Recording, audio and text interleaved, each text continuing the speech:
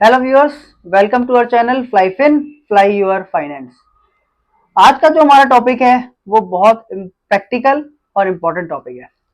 एक frequent queries आती है कि क्या आप अपनी प्रॉपर्टी को स्टैम्प ड्यूटी वैल्यू से कम रेटों में सेल कर सकते हैं क्या?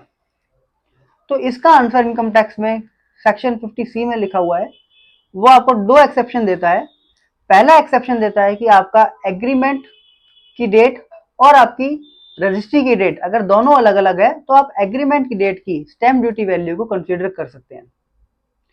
फॉर एग्जांपल, आपकी एग्रीमेंट हुआ आपका 25 दिसंबर को और आपका 1 जन को आपका प्रॉपर्टी का सर्कल रेट इंक्रीज हो जाता है, तो आप स्टैम्प ड्यूटी वैल्यू की जो आपको 25 दिसंबर की डेट में थी वो आप कंसीडर कर सकते हैं।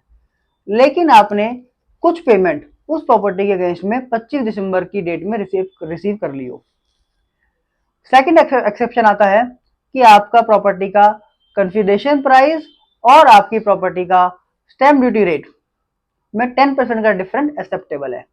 अगर आपकी 50 लाख की प्रॉपर्टी का कंसिडरेशन रिसीव हुआ है आपको और स्टैम्प ड्यूटी वैल्यू 55 लाख है, तो आप 10% का डिफरेंस एक्सेप्टेबल है आपके लिए, तो आप 50 लाख की कंसिडर कर सकते हैं।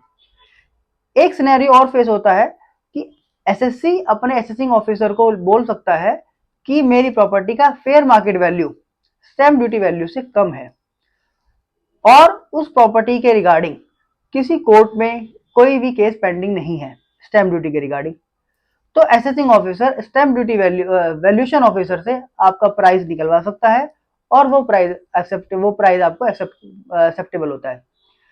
और अगर आपका वैल्यूएशन ऑफिसर हायर रेट का प्राइस निकाल के देता है तो आपको स्टैम्प ड्यूटी वैल्यू का ही प्राइस कंसीडर किया जाएगा।